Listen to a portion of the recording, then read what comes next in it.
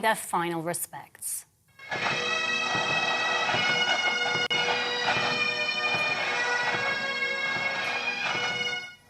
A Royal Navy gun carriage carried Her Majesty's coffin in a military procession from Westminster Hall to Westminster Abbey.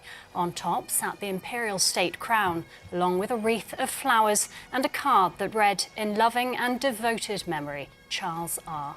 The King and the Queen Consort led the procession, followed by the Prince and Princess of Wales and the Duke and Duchess of Sussex.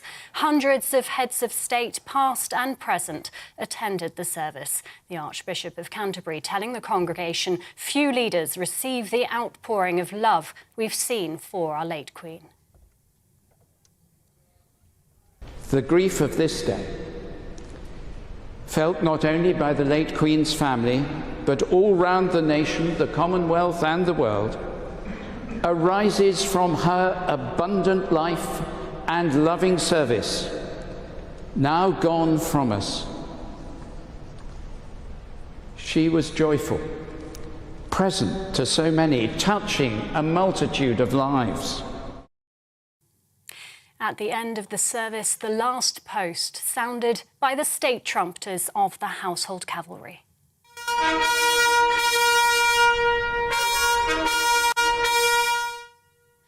Followed by a 2-minute silence observed across the nation.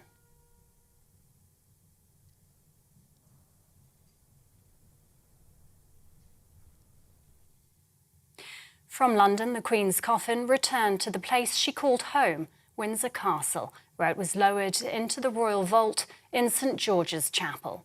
During the committal service, the crown jewels were taken from the coffin and a ceremonial wand of office broken and put in their place. The Dean of Windsor paid tribute to Her Majesty's unstinting service to the nation.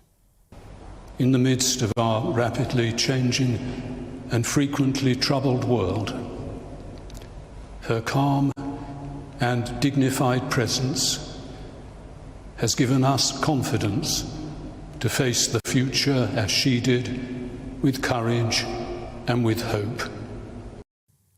And within the next half hour, at a private family service, the Queen will be buried together with the Duke of Edinburgh at the King George VI Memorial Chapel. The Dean of Windsor will conduct the service, attended by the King and members of the royal family. This is GB News. Now it's back to Nigel Farage.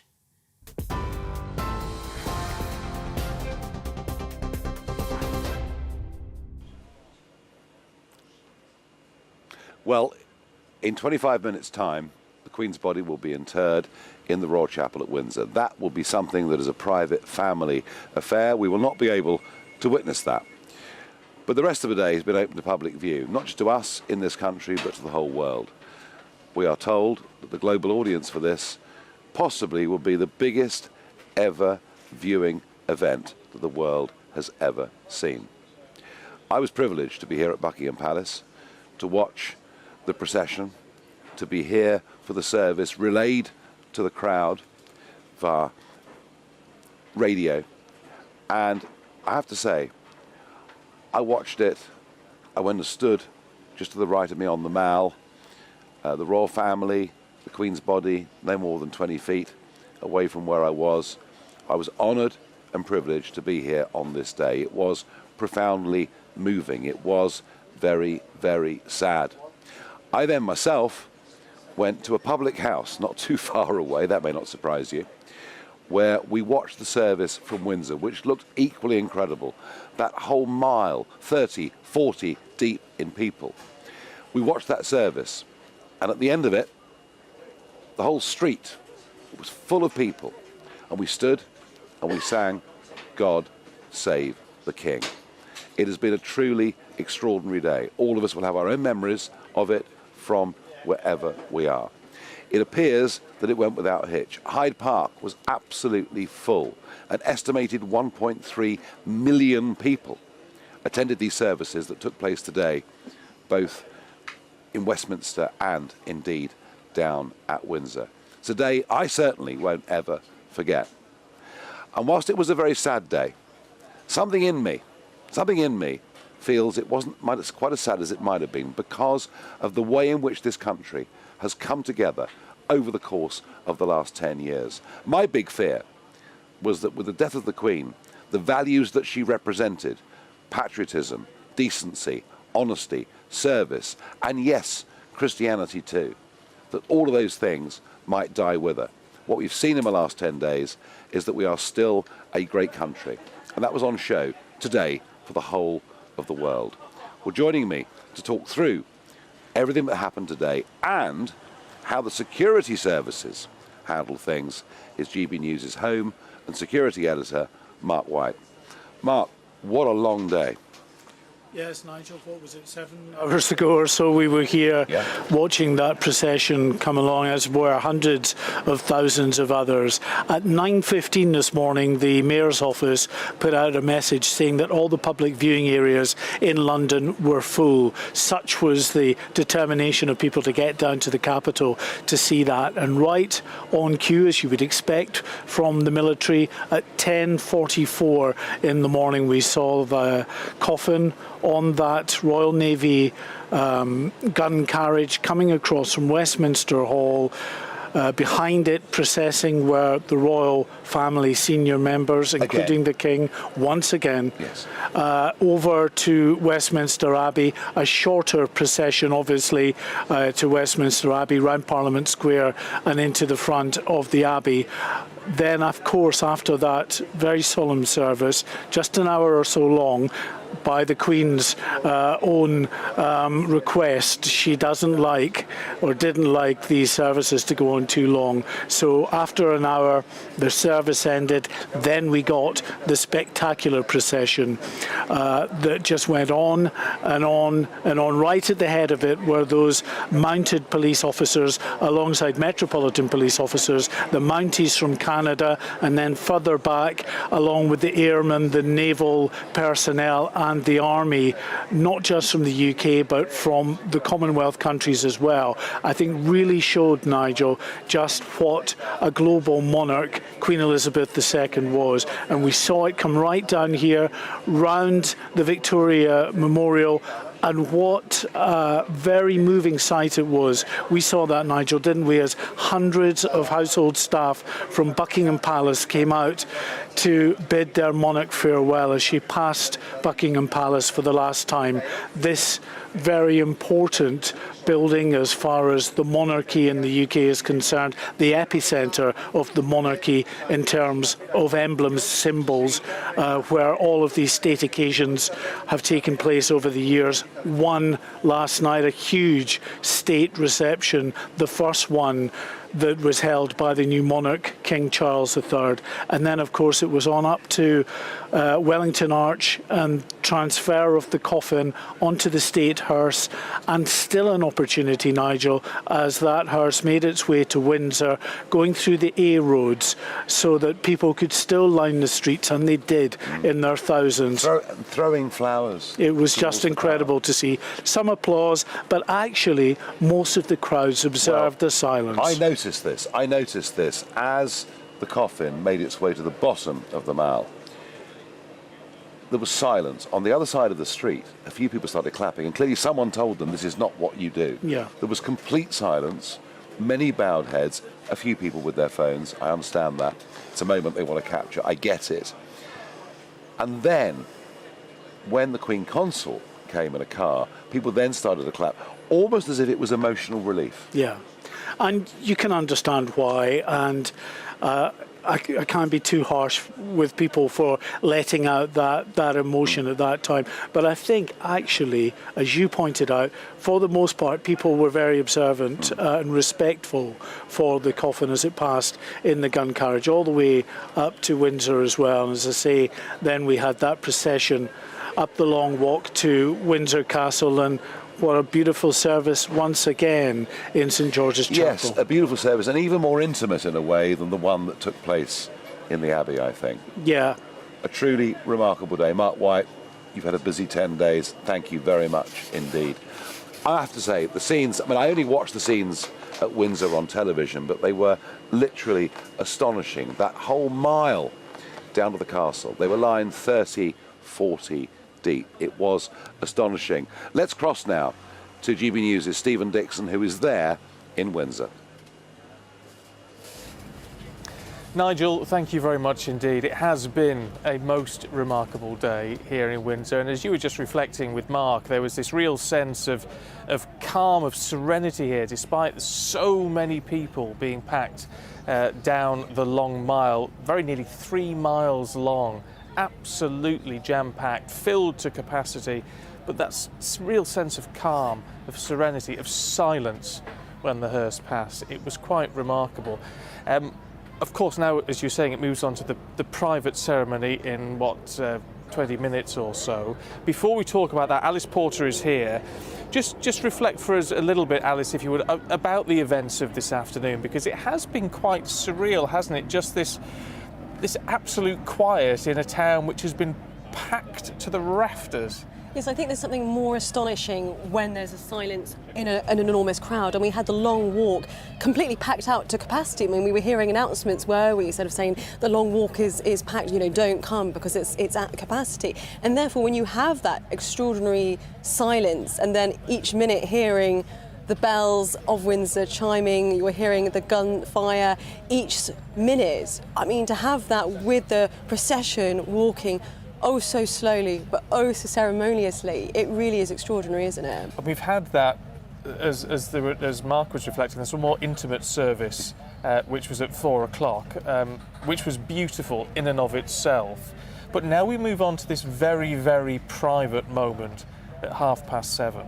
Yes, I think it's interesting because we've got the different stages and the different facets of the late Queen. We've had the big grandeur of a state funeral, which we've not seen since Sir Winston Churchill, and then we've had this procession here, then we've had a slightly smaller service here at St George's Chapel, and now the whole process becomes a lot more personal, so personal that no one else is allowed in, that this is just for the family. And it's important for us to remember that at the heart of this is a family who are not only grieving but also coming to terms with a very different situation, and I think we saw that from King Charles in the service here at St George's Chapel when there was God Save the King resounding round the beautiful building there. You did see he looked quite emotional there, and it's not just mourning the death of the monarch and the death of his mother, but also a whole new chapter for him and the royal family. Isn't it interesting, though, that we have had this remarkable 10 days. It has been remarkable. We've never seen the likes of it before, never in most of our lifetimes.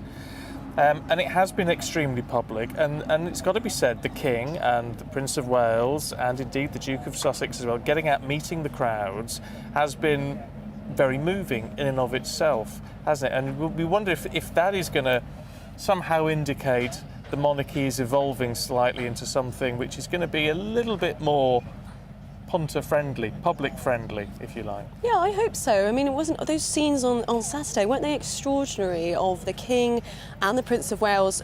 All of a sudden, with no warning whatsoever, there's a few things that have taken place over the last 10 days that us media get a little bit of we know a little bit in advance. That was something we didn't know anything about, and then suddenly they just appeared. I think it was sort of down the embankment and just sort of shaking hands. I mean, touching people. I mean, again, that was something that just wasn't that sort of casual way, sort of pausing for selfies and things like that. I mean, we could never have thought of something like that 50 years ago. So it is exciting, I think, to see this new age of the monarchy that's just starting to kind of keep trying to move with the times, and look, and they're being rewarded with it as well. And I think that's something that so many people have sort of said, what we have here is a loyalty that comes from many people genuinely, and you kind of can't manufacture that. And I think it has been extraordinary. I think Nigel was sort of saying there in terms of the last 10 days, those sort of values, that actually because the monarchy has moved with the times, and they've had to, but they've been very much rewarded with it over the last 10 days, and that people have been, camped out in their droves and queuing for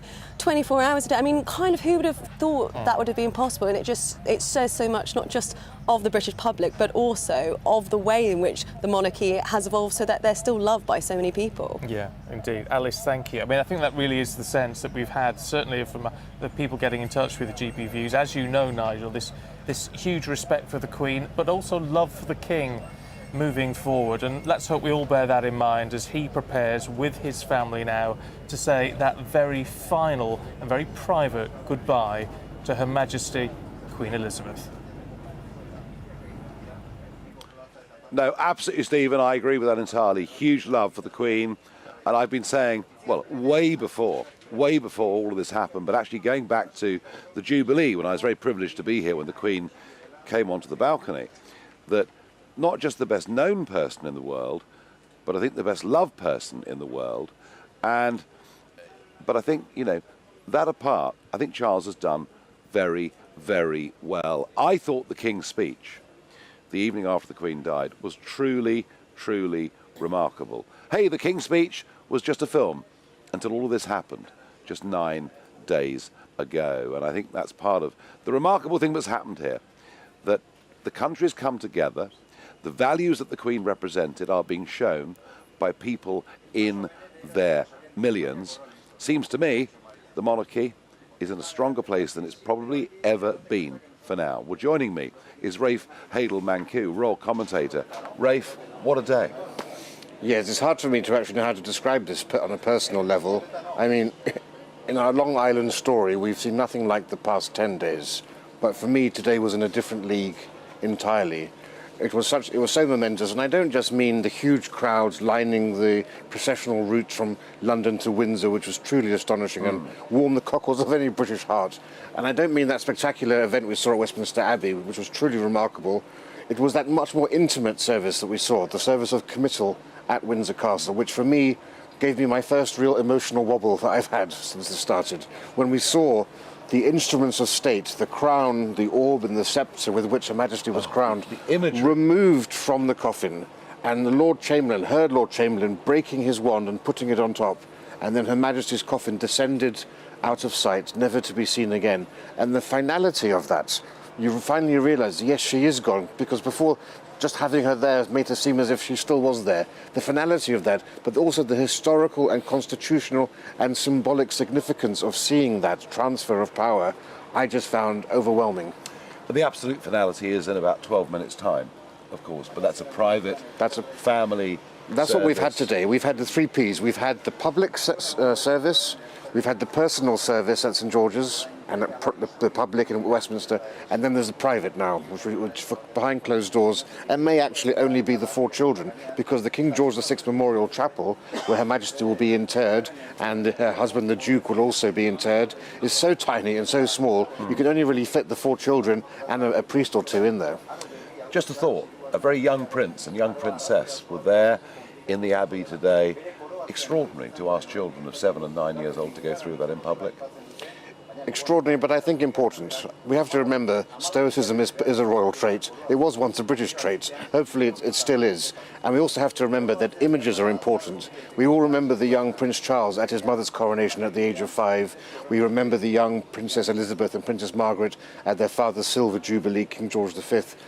I think the image of these young, the future king, seeing his great-grandmother will go down for the decades as one of the iconic images in British history. But we also remember William and Harry behind their mother's coffin in 1987. True. And arguably, did that do Harry some damage? True, but that was a tragedy of losing one's own mother. There's a very different thing in the cause of an accident. I don't think it's quite on the same level at all, personally.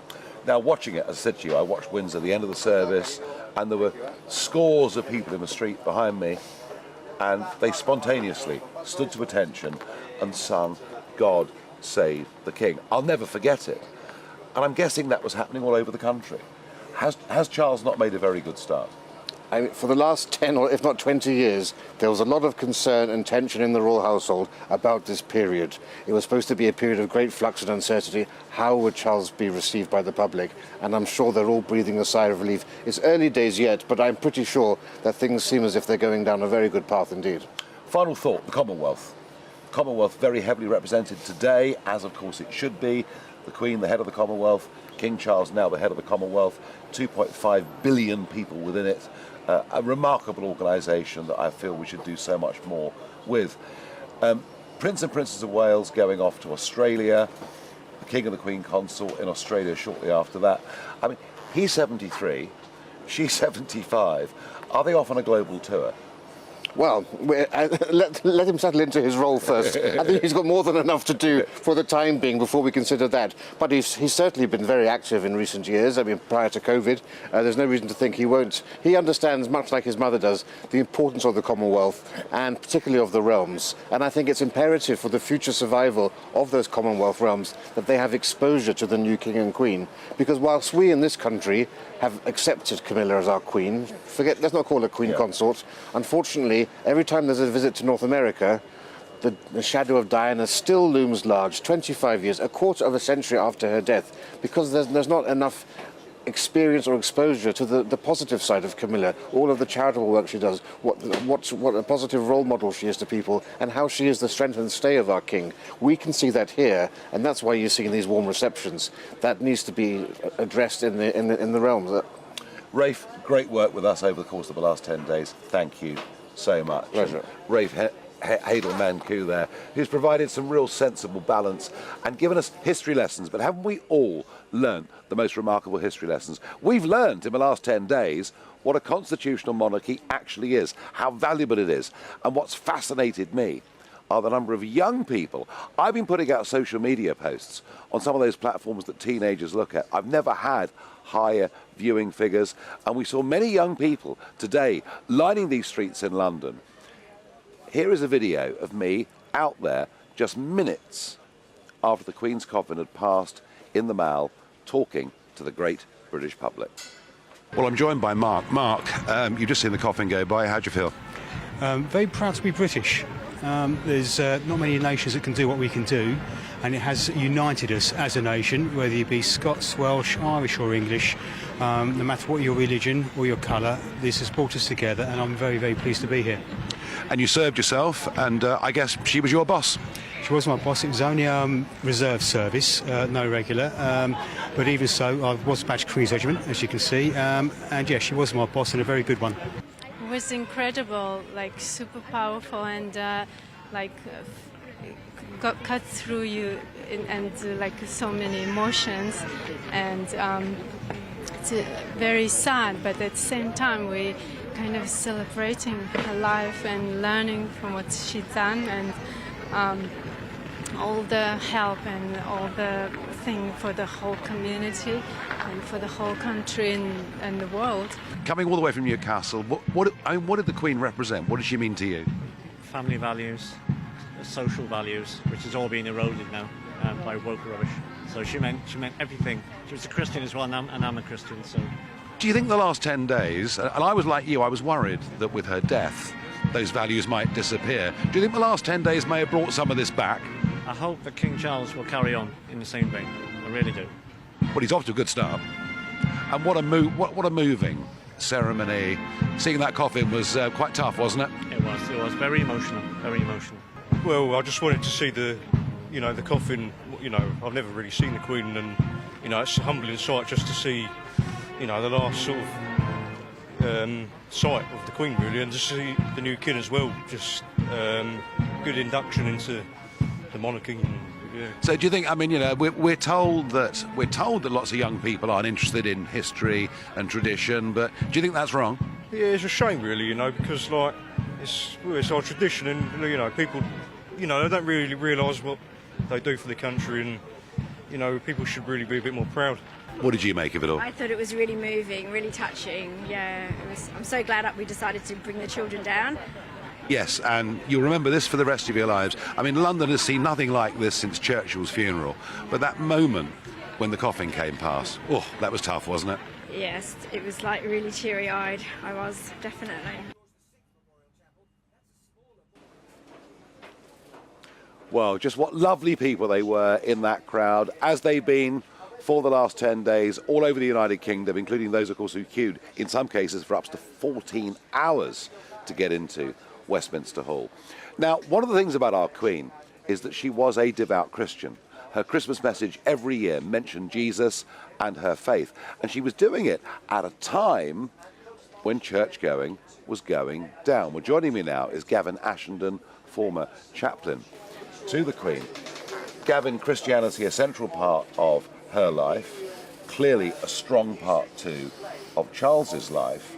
I haven't heard God Jesus, Christianity mentioned as much in the last 10 days for years. Is this a chance for the nation to reconsider what it is? I think it is, because I think what the nation has discovered is that it likes Christianity. It likes Christendom. It likes the challenge to pride of humility and service. It likes the challenge to politics, which is full of anger and recrimination.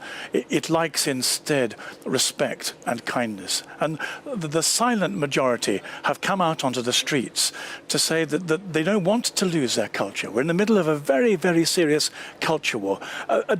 Such a different kind of civil war that it's hard to believe that it is that. But it seems to me that one of the things we might take away from today is the notion that when we sing the national anthem, we're not just singing a piece of nationalistic nostalgia. It's actually a rallying cry to play our part in this spiritual, religious, philosophical culture war, and say we're not going to go quietly into that dark night of secular utopianism. And the people on the street seem to me to have come out and said something very similar to that. But our country has changed since the last coronation, since the Queen, 1953. There are many more people here now in this country of different faiths and different religions. But Charles, as I see it, has said in his coronation oath, he will continue to say he is defender of the faith, namely the head of the Church of England. How do we balance that with respect and tolerance of other religions? It's incredibly difficult. It's like squaring a circle. But I think what I've discovered in my Muslim friends and my Jewish friends is what they like passionate Christianity. They like passionate, sincere, conviction Christianity. What they don't like is this relativism that pretends everything's the same, when we know perfectly well that actually the different religions, however individuals weigh up their merits, and that's for people to do personally, that's absolutely fine. But actually they offer different visions of society and humanity, and even different pictures of God. So Charles has got a very serious choice to make. I think he can either be defender of the faith, and at this point I want to say, who are the people who need defending in our country? At the moment, it seems to me, it's the Christian teachers, it's the Christian politicians, it's the Christian charities. They're getting persecuted. They're getting persecuted. If Charles wants to be a defender of the faith, truly, he's got some people out there he ought to be defending. I think to turn that into an umbrella term and say, what I'm after is freedom of religion. We have freedom of religion. There is no country in the world that practices more tolerance than this country does. And we've done it for centuries. We have, indeed we have. And it's Christianity that has produced that kind of tolerance.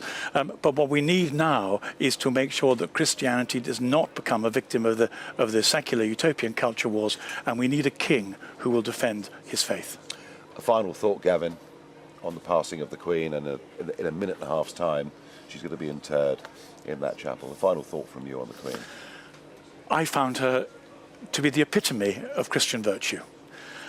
Protestants, Anglicans don't on the whole beatify their holy people, but I thought that as I looked at the Queen, I wasn't looking at someone who'd simply inherited genetically virtuous characteristics. I wasn't looking at somebody who was rich and privileged. I was looking at a human being who had made the human journey at every single level, political, familial and spiritual, and done it immensely well with the character of her God stamped upon her features. Gavin Ashenden, beautifully spoken. We will now go back to Stephen Dixon in Windsor for this remarkable moment. Yeah, Nigel, thank you very much indeed. Alice Porter is with me, as you can see, and we are, Alice, hitting that point just a few seconds away from 7:30 when that interment in the George VI Memorial Chapel will begin. That's such a private moment in such a small space for the immediate family of Her Majesty Queen Elizabeth. Yes, that's right. And it's something that is particularly personal to the Queen because it was the Memorial Chapel which she commissioned in 1962, and both her parents are there as well as her sister, Princess Margaret. Her ashes are there. And then, of course, the Duke of Edinburgh, his coffin has been moved and he is there as well. And it's a very small, very intimate chapel that she will be laid to rest in, but very much laid to rest with her family around her. And I think that's what's been so extraordinary today is we've had the pomp and ceremony of the state funeral, we've had a slightly smaller one here, and then now just getting underway, we've got this very private burial that's happening at a very private part of the chapel in which the family will finally sort of be laid to rest there in Windsor, which of course is been so historic for the Queen and her history. Isn't it interesting as we reach, as you say, this very, very private pinnacle of the events today? The last 10 days have seen such national and international outpouring of emotion, and it has all just sort of filtered down now to this one private moment where the Queen and her family, we acknowledge, are just human beings like the rest of us, needing that time. Absolutely, and I think there is also perhaps, and this is not to be cynical, but I think there is also an allure when things are done behind closed doors as well, and I think that will be an interesting challenge for the monarchy kind of going forward, because as we were saying just 20 minutes ago, you know, it's great for them to be sort of modernising and showing they're out with the people and trying, you know, showing more humour and things like that, but at the other sort of side of it is people do want that, perhaps the majesty that is behind closed doors, what you don't know what happens. I mean, who knows what's going to happen in this service that's taking place as we speak right now. I mean, it sounds like something from times gone by in which the coffin will be lowered in this vault. I mean, it's an extraordinary sort of language we're even using, and I think even to have something so special, so personal, that is taking place so privately, I think will only do more to add to the mystique of the royal family. Yeah, I think that's a very valid point. And Nigel, that is happening just a few hundred yards behind us. Although it's pretty dark, we can still see the silhouette of St George's Chapel behind us. And that is where all this is taking place, those final moments that we will ultimately know nothing about. Stephen, Alice, thank you very much indeed. And yes, we are pretty much now at the end of 10 days of national mourning, a period of time we will never forget, and a day today that certainly won't be forgotten the world over. Some of your thoughts coming in. Jamie says, we will never see another monarch like Queen Elizabeth. Well, that is almost certainly true. Keith says, just admiration and respect for our armed forces. Yes, I have to say, they've been absolutely magnificent throughout, and seeing them here at close quarters really was quite something. Robert says, the Queen's funeral was a magnificent event, but it must have cost a fortune. Who pays us or the family? Well, look, Robert, you know, there are those, of course, who will always complain and have always complained about the cost of the royal family.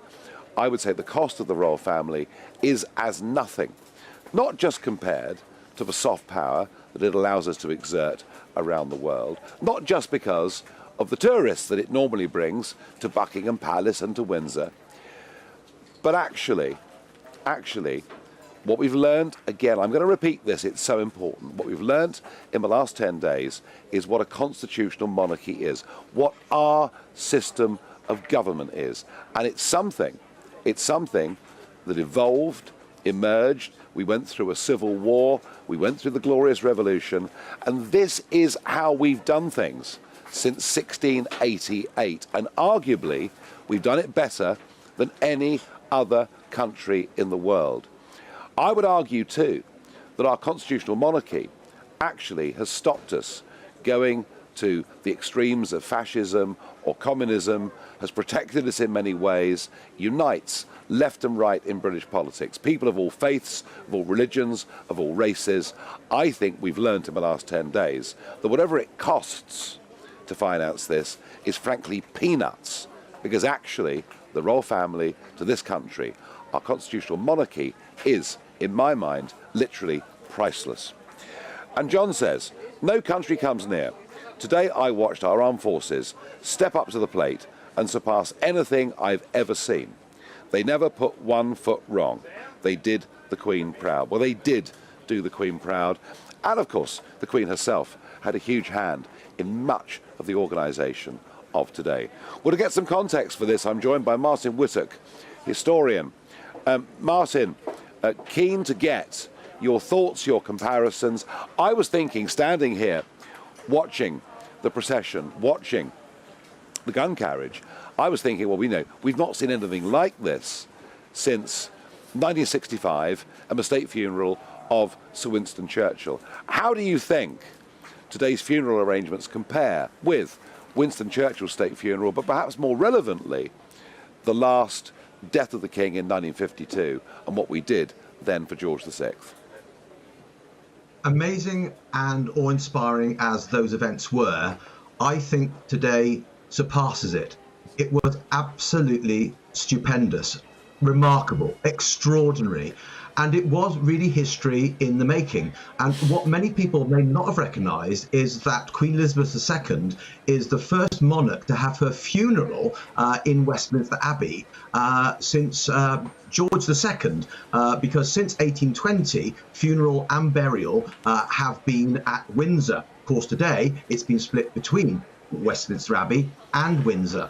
But in going back to that Westminster Abbey focus for the funeral, she's going back to a tradition which stretches right back into the Middle Ages. So we really have seen the most extraordinary connectivity today between the year 2022 and the medieval world and all in between. And I think people that have talked about the grandeur and the ceremony have quite rightly focused upon the amazing spectacle that we've seen today.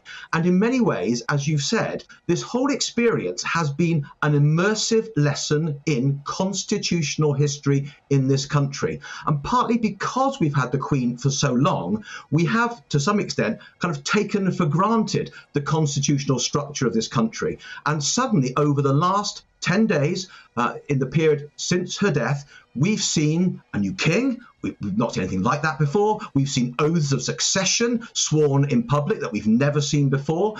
We've seen a lying-in state that we've not seen anything like this for decades. And we have, with the exception obviously of the Queen Mother, but not leading to a state funeral. And we've not seen a state funeral since the middle 1960s. So it has been an immersive lesson in the constitutional history and continuity of this country. And I think it challenges all of us to recognise the extraordinary way in which Queen Elizabeth II represented continuity and history as well as modernity in one person. It has been an amazing day. I was deeply moved when I watched the parades today, the drums, the pipes, the soldiers in the Navy and Air Force in the most extraordinary precision. When I saw the beauty of the service, the wonderful power of the liturgy, the challenging words, I thought, of the Archbishop of Canterbury, but so appropriate to the moment, and then the deeply moving movement of Her Majesty's body to Windsor and the burial there. It has been an extraordinary day. Those of us who have witnessed it have witnessed history happening before our very eyes. We absolutely have, Martin Woodcock, and I thank you once again for joining me on this show on GB News, and thank you. Well, joining me now is Michael Cole, former BBC Royal correspondent. We've talked quite a lot already about the day, the procession, the magnificence, the behaviour of the crowd, the astonishing security operation, which has worked beautifully, Windsor, how moving it's all been. Put it, Michael, put it for us in some sort of, as you see it, global significance. We've had world leaders. There were nearly 1,000 people in the Buckingham Palace behind us last night. We've had Commonwealth representatives, American presidents. How does this fit in global terms? To say that it was hugely impressive, Nigel, or deeply moving, hardly begins to describe what we've witnessed today. I have never seen anything so majestic, but then nobody ever has. Nowhere in the whole of the world could there possibly have been a farewell to a head of state as perfect as the ceremonial we have seen today. It has been quite remarkable, and something that I think the world has witnessed and mourned with us, and seen yet again that Britain is an important country, but more important than that, one of compassion. You know, the Queen wasn't the slightest bit grand. The job was grand. She was personally modest. She didn't think she was marvelous, but she was. And witness that, 1,000 people were at the reception here last night from all over the world. Emperors, kings, prime ministers, presidents. There has never been, in my view, an international gathering like the one last night at Buckingham Palace since the convention of the Congress of Vienna after the Napoleonic Wars, when all the crowned heads of Europe gathered to decide the future. The last thing, anything approaching it, was the Versailles Peace Conference 1919 after the First World War. Compared with what happened here in our capital city, the General Assembly of the United Nations is a mere sideshow. So you have to say to yourself, why were they here? Respect, yes. Affection, love maybe, because there is a power of goodness. You can call it soft power if you like, but virtue has validity and it has potency. And we've seen that displayed. And quite frankly, we saw the men and women who've served the Queen. They couldn't have done a more perfect job. The crowd could not have been more perfect. And dare I say, our infant television industry has done a pretty good job too. People wanted to give their best because she gave her best to us. And I think you've seen that throughout. I mean, I've never seen scenes like, I'm born in this city, I've lived here, worked here, know it quite intimately. I've never seen such crowds. I've never seen such spontaneous. It was extraordinary. It was. It was. And a thought for King Charles. I mean, just look what he's had to do, day after day after day. The strain of appearing in public. I mean, that slow march, that 75 paces a minute march from the Abbey all the way up to Hyde Park Corner, a fourth or fifth time this week that he's done something like that. And his opportunity last night in Buckingham Palace to introduce himself to a world, many of course would have known him already. Michael, he's got a very tough act to follow. Hugely impressive. Of course he has, and he actually knows that. But if you said, well, what was the most touching moment? I noticed, I was watching quite closely, and when he got to the west door of the Abbey this morning, I saw him do this and then do this. Maybe it was the cold wind, I don't know. But the most moving moment, I thought, was when the national anthem was played and you looked at him alone, bereft, lost his mother. Of course, he's had a long apprenticeship, and I'm sure he's been schooled in what is required of a monarch. But you know, it's rather like Operation London Bridge. You can prepare for something, but then you have to execute it perfectly. And we have, or this country has, these armed forces have, shown their mettle in the most remarkable way. And, you know, when you saw the coffin being borne out of the Abbey and the holders of the VC and the George Cross bowing to her, the bravest of the brave. Yes. Remarkable, and all of it just 3 months after you and I talked about her Queen's appearance on the balcony behind us. It's hard to believe, isn't it? It's hard to believe, and there's so much symmetry in all this, because when that great Globemaster aircraft came back from Edinburgh and came through the mist and landed at Northolt, that was meant because the aircraft parked in precisely the same place that the BOAC aircraft who brought her back from East Africa when she became Queen, when she was in Kenya and her father died unexpectedly in the night at Sandringham. That BOAC aircraft, having stopped in Rome, mourning clothes had been sent out and she was dressed in black, and she came down the stairs alone to be greeted by her first Prime Minister, bowing, Winston Churchill, and the entire cabinet in black, all men, of course, in those days. That was the beginning, and that was the end. And this goes on in the royal family. And tonight, she is in the King George VI chapel. That's the only new bit ever added to the ancient and very, very beautiful medieval St. George's Chapel by her father. And of course, he always talked about them as us four.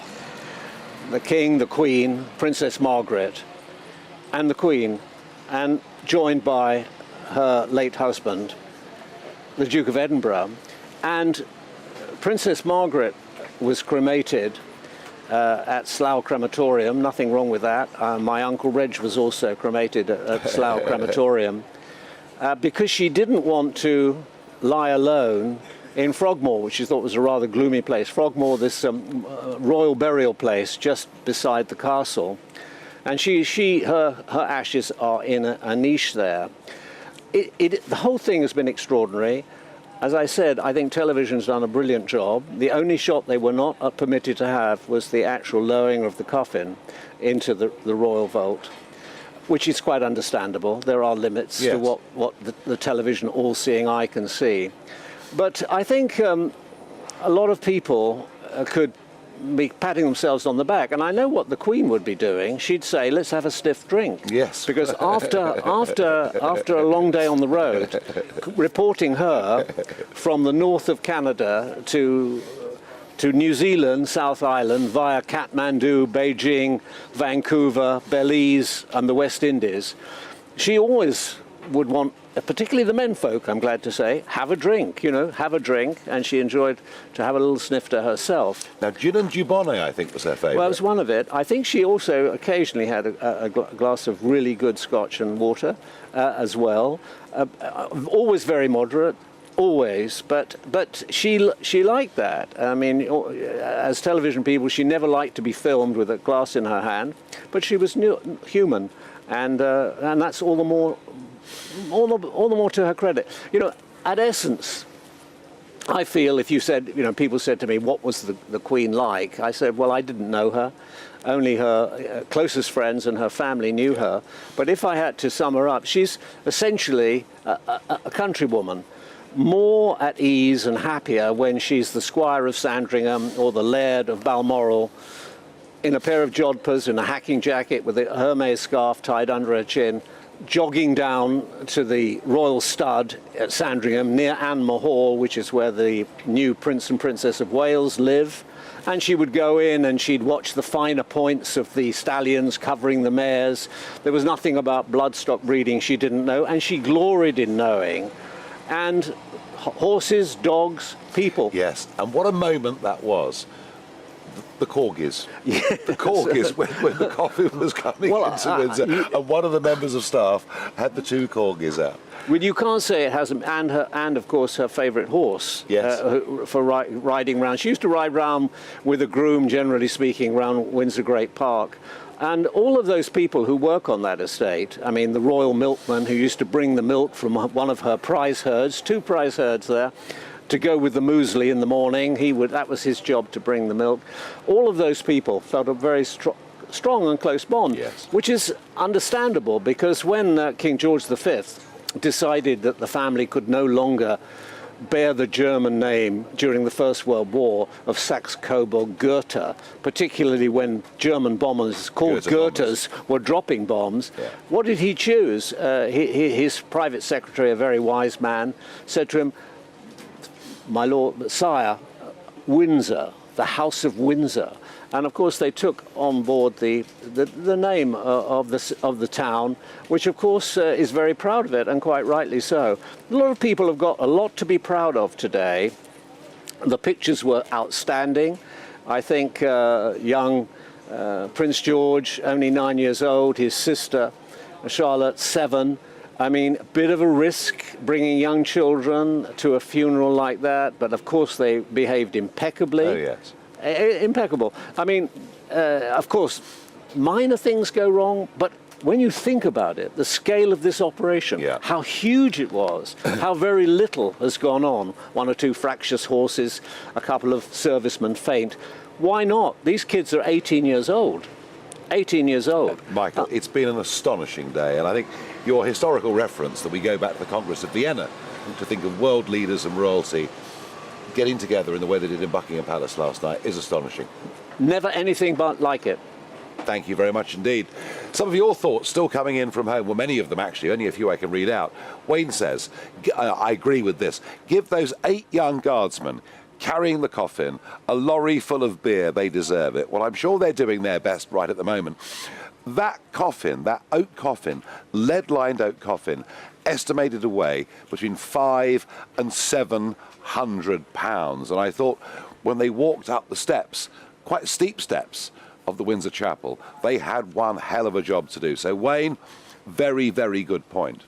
John says, I'm a US citizen who has been following on GB News the phases of Her Majesty's services. Thank you, GB News, for all you've done. I'm sure many of my countrymen regarded the Queen as our Queen. Well, globally, she was simply the Queen. All you had to say was the Queen, and everyone knew exactly what you were talking about. Sue says, thank you, GB News, for your coverage today. I just would like to add, I can lip read. Oh, this is interesting. And I caught Princess Anne's words as she left Westminster Hall when she accompanied Princess Anne's words when she accompanied her mother's body to the hall. As she left, she turned and said, well, I think that went rather smoothly, don't you? Well done, Sue, for being a lip reader. That's a very, very good insight. Well, joining me, former Royal Butler, Grant Harold. Grant, you know, you've worked with the Queen, the princes, you know the royal family on a personal level, which very few people do. How do you feel today's gone? Fantastic. I mean, we're good at this, aren't we? You know, when it comes to something like this, I think, yeah. But from a personal point of view, really emotional. You know, I was quite lucky. Oddly enough, I ended up being just down by Canada Gate, and I was coming back from another part of London where I'd been watching everything, doing some media work, and on the way back I got a bit lost, as you do, because obviously with all the diversions, and I ended up at this gate where weirdly I was allowed to stand there and I could watch, and for me it was extraordinary. I was able to kind of for the first time take in what was actually happening, which was do you know, I did the same thing. When I was here with the breakfast show this morning, I did a few other bits and bobs on media, but actually for the moment the procession was going, I just went and joined the crowd. Yes. And saw the coffin come past and bowed my head. And I did the same. Afterwards, I just thought, wow, what an extraordinary moment. Absolutely, and just really special being here, thinking. But I don't know about you, I keep kind of thinking it sounds ridiculous, a mistake. You keep thinking suddenly someone's going to say, no, you know, it's all a mistake, because I'm sure you know she did like a bit of a practical joke. Well, we had Paddington Bear, or we had the James Bond stuff. Exactly. So I was kind of hoping that suddenly. I think now that 7:30 is past, I think it's safe to say, and the body's there in that crypt. Absolutely. I think we can, with some certainty, say that it's gone. Yeah. Sadly. As for the princes, I mean, I couldn't help thinking 25 years ago that.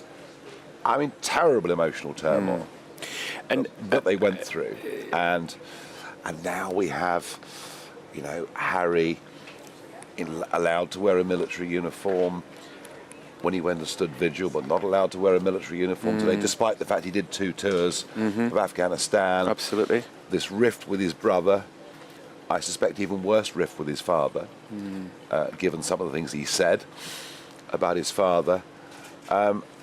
And much as I don't like the way that he's behaved, this must have been a nightmarish few days for him. I really felt, I mean, I feel for all the family, but I did feel for him, because obviously with everything that's happened in the last couple of years, I mean, I've said to so many people, at the end of the day, they're a family, and sadly, like all families, you can have disagreements, that's the reality, but it's occasions, sadly, like this, that normally families do come together, and I'm kind of hoping, from a personal point of view, that maybe this has started a kind of healing of that. Well, Grant, isn't the truth of it? That depends more than anything else on, is he going to write, complete, because obviously there's a big update to come to the book. Yes. Is this book, now we're told it could be delayed till early next year. Surely if this book comes out, isn't the risk that this is effectively rather like the Duke of Windsor, Edward VIII, who was effectively cast out by the royal family, you know, only came back to the UK, I think, once. Since 1945, and that was for his own mother's funeral. Isn't the risk that if this book comes out, that the break becomes absolutely terminal? And I don't know about you, but the King's speech, which was magnificent, imagine doing that the day after your mum or your grandpa's died. I mean, amazing. I mean, tears in his eyes, but he did it. the way he said, you know, my love for and wishing well to Harry and Meghan, not even the Duke and Duchess of Sussex, but Harry and Meghan in their new life overseas. He was almost saying to them, you know, unless you're very careful, you can't come back. Isn't that long term? Yes. I mean, I saw almost like a kind of olive branch as such, you know, kind of wishing them well in their new life. They're obviously members of the family, but as you said, if they do bring out a book, I don't see how they can come back from that. It is the end. It would be end. It would be the end of that relationship with his family. And as you quite rightly said, like with Edward VIII, it would be the similar situation.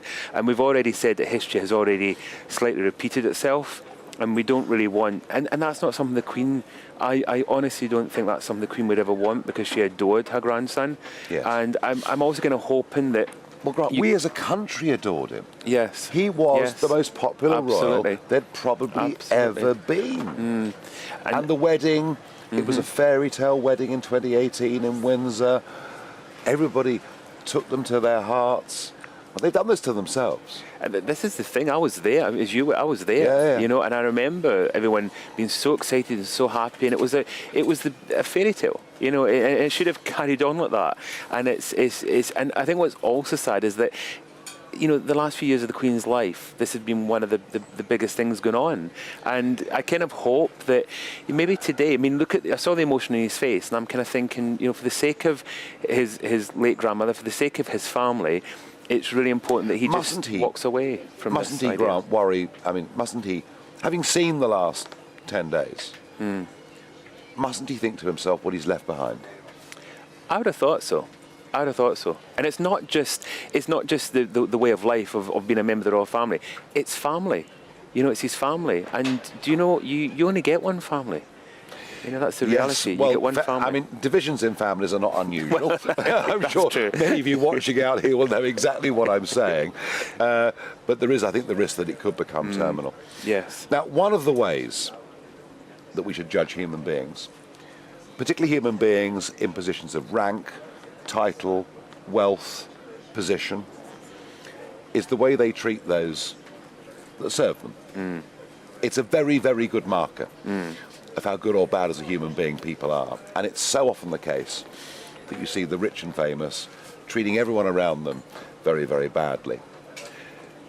For me, one of the most remarkable parts of the day, having been here during the funeral service and for the procession, was when I saw the side gate open in Buckingham Palace behind us, and the household come out. People dressed in livery, people dressed as butlers, people dressed as chambermaids, people dressed as chefs, as waiters, and they lined up at the front. They all held the Queen in high regard, didn't they? Totally, and this is the thing about with any household is when you work for somebody, you do build up a close relationship with them. You always know they are their employer. You never forget that.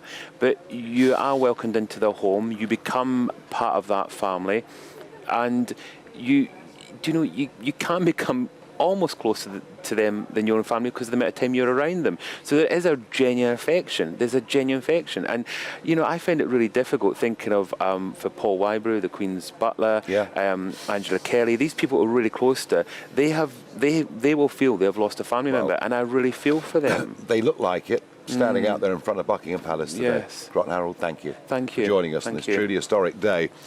Time for a couple more of your thoughts that are coming in thick and fast. David says, I am proud to be British today, and I don't care if I've upset anyone with my feelings. No, don't worry about it. Be proud. Absolutely. Peter says, HM the Queen was a shining light of stability and hope in a world that is steadily becoming darker. Thank you for your service and dedication. Well, service and dedication she certainly had, but she had many, many other qualities too. And it has been an extraordinary day. I'm with you for the next hour, but for now, let's go to the GB newsroom, and Rhianna Jones will give you the headlines.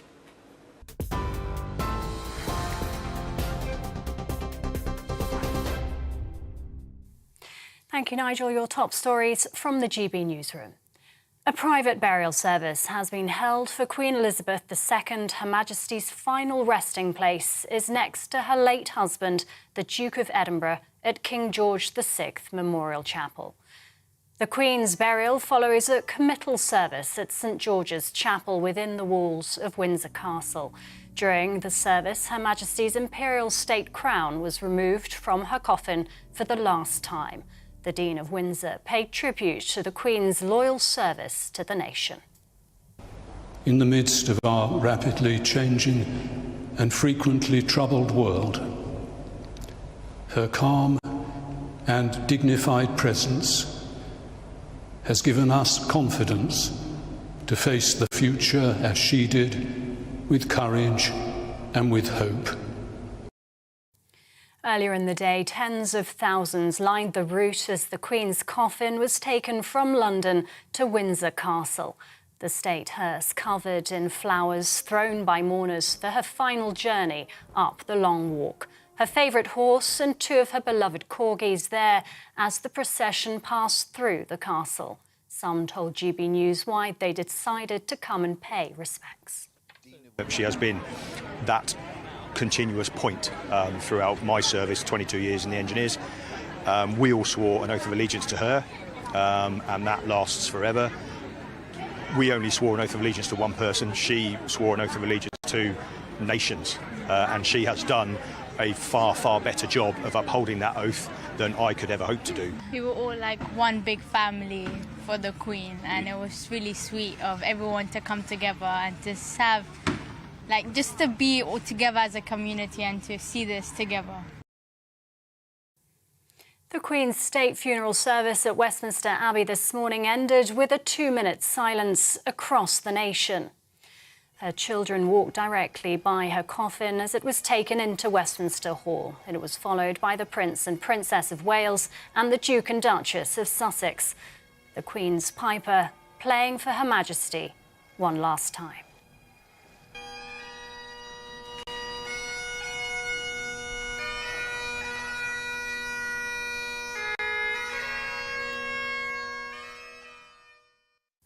This is GB News. Now it's back to Nigel Farage.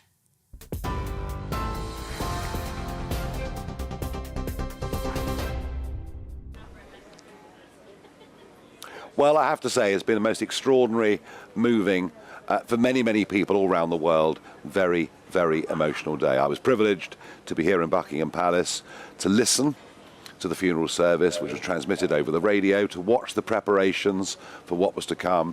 The procession was extraordinary. It seemed to be endless at times. The Army, the Navy, the Air Force, all, of course, well represented. The Commonwealth, well represented. Members of civil society, everything from the Scout movement through to various charities, well represented. Magnificent military bands, goodness gracious me, they were very, very impressive. And we saw all of that. And then, of course, the hearse. People lining the streets all the way to Windsor.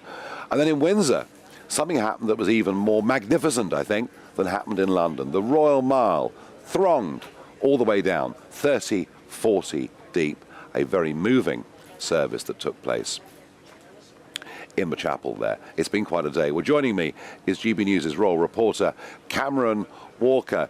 Cameron, it would appear that what has happened today, and yes, a couple of soldiers fainted, a couple of horses tried to bolt, but it would appear that the day has gone off pretty much flawlessly. Yeah, I think it ran like clockwork, Nigel. Of course, it's an event they have been preparing for decades and decades, but it was today that we said a final farewell to Her Majesty the Queen. Of course, Westminster Abbey has been used a number of times throughout Her Majesty's life. Her wedding, for example, in 1947 to Prince Philip. She was crowned there in 1953. And then, of course, today, her funeral. It was the personal touches, I think, which got many people today. The wreath on top of Her Majesty's coffin, for example, at the King's request, had flowers from Buckingham Palace's garden, Clarence House's, as well as Highgrove, rosemary for remembrance, and myrtle, the ancient symbol of a happy marriage, used in the Queen's wedding bouquet. It was grown from a sprig which was used in her wedding bouquet. And King Charles's handwritten note in loving memory and devoted memory, Charles R. Of course, this is a family, Nigel, who is having to grieve in the glare of the public eye, and many of members of the royal family were visibly in tears at times, but I think their dignity and stoicism really shone through for a majority of the time. Of course, Prince George and Princess Charlotte. Prince George is only 9 years old. Princess Charlotte is only 7. Now, we know that Her Majesty the Queen was consulted on all of these funeral plans, and one of the hymns within the Westminster Abbey service was "The Lord is my shepherd," which again was played at the Queen's funeral, Queen's wedding even in 1947. But personally, Nigel, standing there at Westminster Abbey when Her Majesty's coffin emerged from the Abbey following that funeral service, even the press on the stands were incredibly silent. It was a really moving moment. And then, of course, we had that massive procession up to Wellington Arch. The crowd had been camped out, a few of them, for days. I saw a few of them yesterday morning, and they've been camped there overnight for at least 24, 48 hours. It was incredible. And then Her Majesty's coffin was taken in a state hearse to Windsor Castle for the committal service, and then the burial, of course, which is happening as we speak, we believe. The 2 corgis, I think, got a lot of people on social media, and certainly from people I've been speaking to, that was the moment that they started to well up and get a bit emotional. The committal service itself, a lot smaller than Westminster Abbey, 800 or so, of course, in stark contrast to the last funeral service, which happens in St George's Chapel in Windsor, which was Prince Philip's, where just 30 people could attend. We all remember that really sad image of Her Majesty the Queen sat alone in St George's Chapel, but today there were 800 people there. And I just wanted to leave you with this. The Archbishop of Canterbury within Westminster Abbey during his sermon referred to the Queen's 1947 speech where she dedicated her life to service. And I think most people will agree, Nigel, that she did just that. Absolutely right, Cameron. I agree with that. The Archbishop of Canterbury got it absolutely right. That pledge, that promise that she made on her 21st birthday, she absolutely kept it. Goodness gracious me, she did. Let us go back to Windsor. Let's see with Stephen Dixon what is happening there now. And Stephen, just a thought that went through my mind today. It is only 16 months since the funeral of the Duke of Edinburgh. Perhaps when people have been married for a very, very long time, it's not surprising that one goes relatively shortly after the other. No, well, I mean, it's a fair point, Nigel, and in some ways you can see the appeal of that, if you understand what I mean. The two married for so many decades and dying within such a short time of each other, together again. Whatever your religious views, they're certainly together now. They're lying together in the George VI Memorial Chapel inside St George's Chapel, that very small wing where that final service has been held within the last half hour or so. It's interesting. I mean, it's just the nature of things, isn't it? But it started raining here in the last 20 minutes, just a light drizzle, but it almost feels like it's put a dampener on everything now. It's the right sort of weather for what is happening as we say goodbye. It's that strange parallel, isn't it, between what is going on and how we perceive it all. But it's been the most remarkable day here, a day of huge crowds but silent crowds, a day, as we've been reflecting in Westminster Abbey, of 2,000 people gathered inside and the many tens of hundreds of thousands outside, to what has finally been this very private service in the last 30 minutes or so, where the family, a real family, get to say goodbye to their matriarch. And the weather just, as I say, bringing a real sense of closure to that, if you like. But what a day, Nigel. I don't know about you, what a day to be British, I think. What a day to feel the best of British in saluting a reign, in saluting dedication and steadfastness, but in looking forward to what comes next under our new king. It feels a day we can be unashamedly proud to be British, and about time too.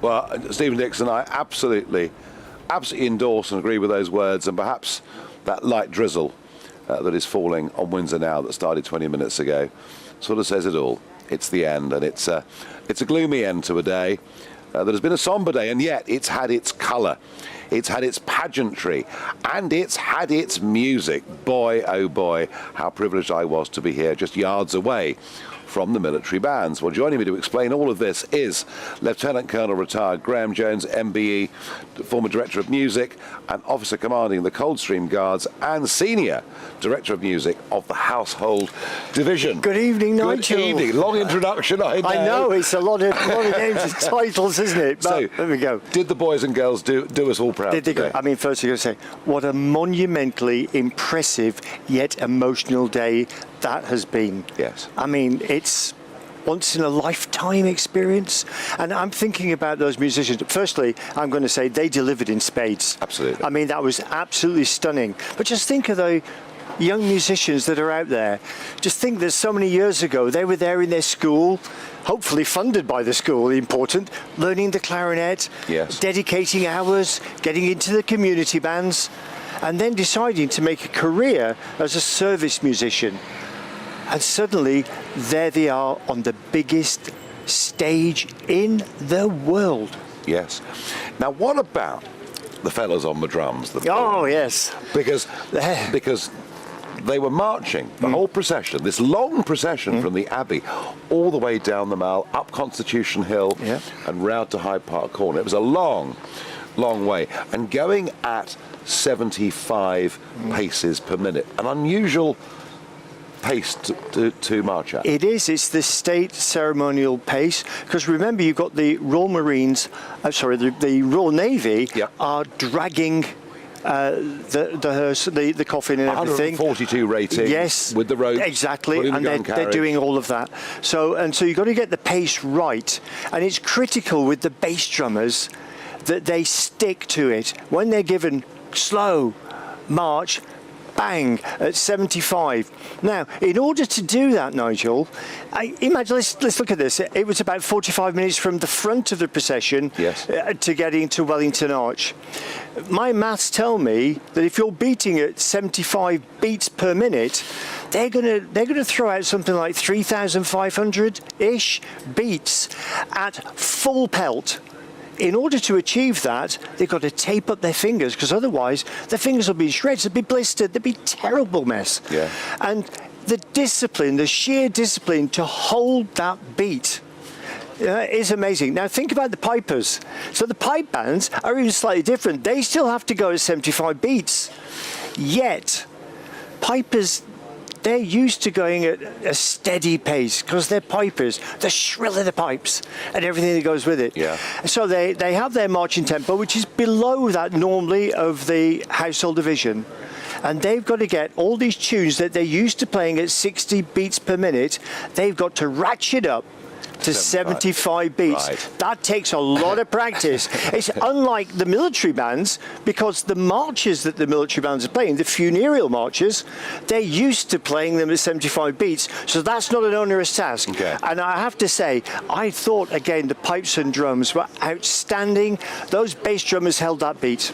It is awesome to watch it, to listen to it, but actually, in a way, almost to close your eyes and listen to it, and that persistent beat of the bass drum is quite something. Now, when these young men and women are not playing in bands and involved in historic pageants like this today, they double up as medics, I understand, in wartime. No, all gone. That's wrong, all gone now. It used to be. In my younger day, we did.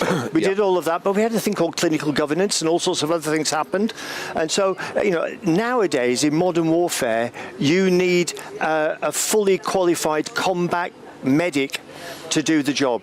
And to do that, you need to be a fully professional combat medic. Musicians, though, are trained as operational soldiers, and should they be required, they can be deployed on operations, and they are. During Afghanistan, we had musicians who were deployed on 6-month tour of duties as kind of like battle casualty replacements. That's not a good phrase, but they're just there to help with the numbers and various things, and they take their place on operational duties. Okay, so the instruments go and a rifle replaces it? Yeah. In a nutshell, Nigel, yes. Yeah. Yeah. And final thought on all of this. How do the services recruit their musicians? They recruit like every other part of the army. They obviously they go out and they have workshops. They try to get into, not try to, they go to schools and they'll have visit open days so people can come and have a look. They have to retain a standard. You know, they've got to be competent, qualified, to at least to grade 8 musicians to be able to join the military, to take their place in one of these wonderful, fine military bands, of which we saw 10 bands on parade today. Yeah. Well, I promise you, it was absolutely magnificent, and I think the rest of the world, Graham, is looking on. I think so. With envy. Yeah, I think that just for me to say that, you know, music is a universal language. And as you said, you could close your eyes. Yes, you've got that constancy of the drum, but you can close your eyes and you can be engulfed, and it wraps, that music wraps itself around the nation and brings it together in being able to honour a much beloved monarch. Well, I think for someone like you who's given your career to this, it must be very proud to see. Proud, privileged and honoured. I pinch myself every day that I had the honour to do that, the job that I had. Graham Jones, terrific to have you on the show. Nigel, thank you very much indeed. Thank you very much indeed. Well, some more of your thoughts coming in from home. Linda says, a day of spectacular Britishness. I'm lost for words, really, just breathtaking. Humbling was the other word that I heard out on the streets. People saying that what happened today was for them humbling, and I think in many ways it was. I understand and share your concern for the future, Nigel. However, there is something I've become aware of in these past few days.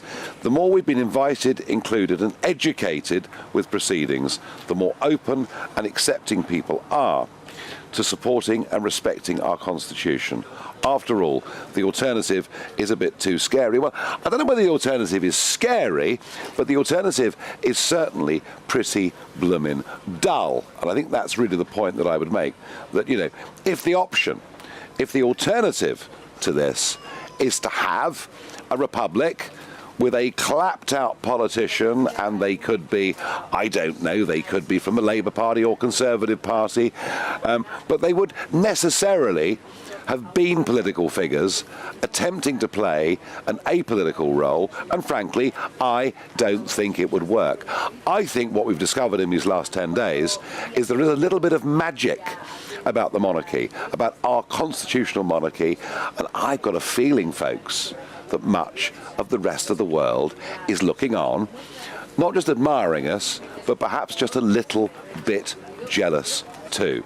Well, I could be right, I could be wrong. But it's been the most remarkable day, with a very large military presence at the funeral today from all the services, of course the Navy, the Marines, the Royal Air Force, the Army. I even saw a company of Gurkhas marching out there today, and Lieutenant General David Leakey, former British Army officer, joins me to discuss all of this. Given the cuts we've had to the British services over the last few years, we must have had about 5% of them out there on parade today. Oh, we could if we'd had 100% of them out on parade. They all wanted to come. I've been involved in these sorts of parades before, and not every soldier enjoys drills and ceremony. A lot of people are absolutely dedicated to their profession. They find this irritating and annoying. My regiment was the Royal Tank Regiment, not known for its ceremonial prowess, not known for it. On the other hand, my regiments, or both of the Royal Tank Regiments, paraded here at Buckingham Palace. I saw them, yeah. In the this was a few years ago, in the gardens at the back, both regiments on parade with the bands to receive new standards from the Queen. And there wasn't a single soldier in the regiment who didn't want to be on that parade. They wanted to be on it. And I think if you look across however many servicemen there are in all the armed forces, I think maybe not all, but most would have wanted to be on there. You could see the soldiers swelling with pride, frankly, and they were consummately professional at what they did. Tank Regiment were there today, though. And the Tank Regiment I did see them. They did. They were there. Contemporary mention as well. And we just talked a moment ago about the bands. Is there a feeling now, post-Ukraine, that perhaps we might start to see a bit more investment and a bit of an expansion of our armed forces? Because if you're asking young men and women to join contracting forces, difficult to attract the best talent, isn't it? Well, it is. But politicians have already made some pretty optimistic, positive and maybe optimistic remarks about expanding the defence budget. But it's not all about numbers. And as we've seen in Ukraine, it's about quality, and it's about technology and intelligence and long-range precision indirect weapons and disruption of the enemy's reconnaissance, the disruption of their command and control, the disruption of their guidance systems. And actually, if you can disrupt the enemy, you don't need to do much fighting. And that actually, if you go back to Sun Tzu, the original architect of the principles of war, the best way to win a war is not to have to fight it in the first place. And if you can win through technological advantage or some other advantage, then so much the better. So it's not all in numbers, and for those people who are thinking that they'd like to join one of those uniformed units, all those people who are marching out there today in the red scarlet tunics and all the uniform plumes, hats, bearskins and so on, all those ceremonial people, they all had a professional and very often very, very technical trade and a skill and an expertise that is not necessarily related to First World War images of people skewering with bayonets. No, things have changed ever so slightly. I mean, I do understand that. And David, finally, very importantly, over the course of the last week, I've been out, with the crowds, with the line for Westminster Hall, a lot of former servicemen and women wearing their berets, wearing their medals, and you, with a microphone, ask why you're here. They said, well, she was my boss. Just explain, please, to those at home that may not know this, the importance of the Oath of Allegiance for our armed forces. Well, it's the first thing you do when you join. You swear an oath of allegiance to the sovereign, and that has a unifying purpose in the armed forces, because there is great diversity in the armed forces of, for example, not that we talk about it very much, political opinion. And it doesn't matter. Politics doesn't come into the armed forces. You are not signing your allegiance to this or that party or that prime minister or this particular government. You're swearing your oath to the Queen. And I think if I just go back, I mean, I was Black Rod for 7 years, and I think it's quite important because this is one of the roles of the monarch, is to give a sort of anchor point of our constitution, of the stability of our constitution over the last 1,000 years.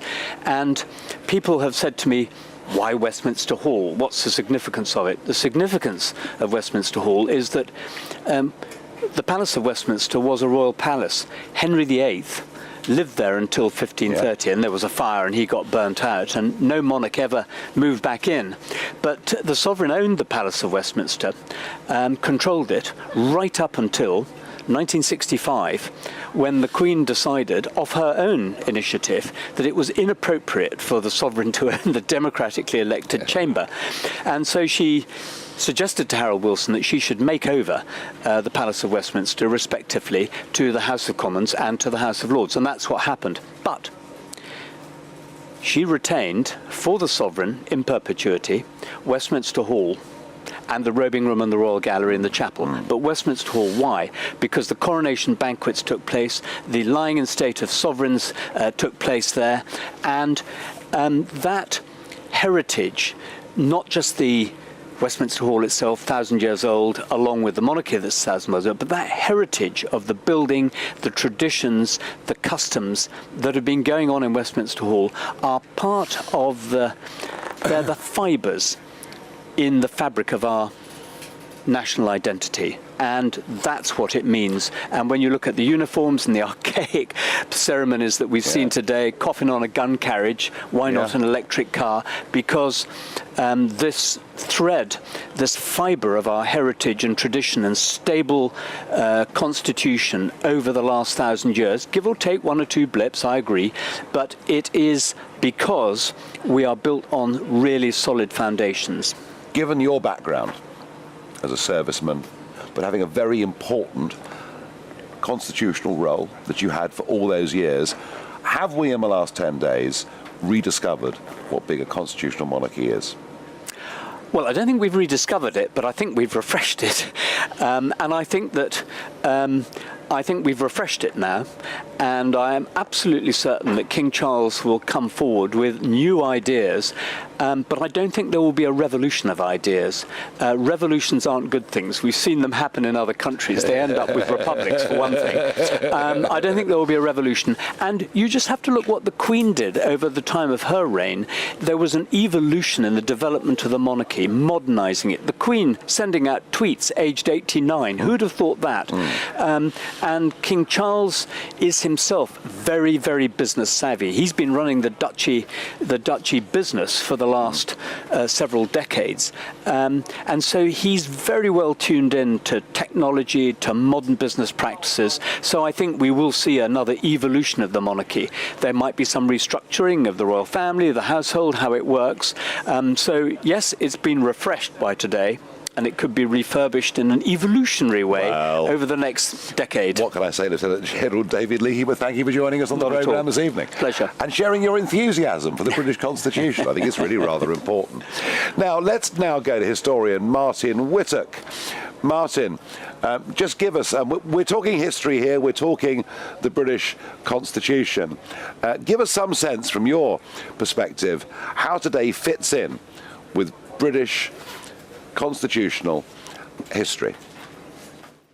Well, it's come at the end of a week, just over a week, when we've been reminded of the intimate connection between our monarch and the Parliament, but also our monarch and the different component parts of the United Kingdom. We've been reminded that we are two kingdoms, England and Scotland. We've been reminded about the different relationship of the monarch with the church, head of the church in England, but not actually head of the church, not supreme governor of the church in Scotland, because of 17th century events that often we've forgotten. We've been reminded of how we are a component nation. We've seen how important Scotland, Ireland, Wales, England are to the monarch. So we've been once again reminded who we are. We are the United Kingdom of Great Britain and Northern Ireland. I mean, lots of English people, for example, tend to talk about the whole thing and they talk about England. And every time that happened when I was a school teacher, I'd go, no, England is not the totality of it, okay? You know, we are a much, much bigger than that. And I think we know that, but sometimes in England, people can get a bit sloppy about that. And I think this has reminded us about that.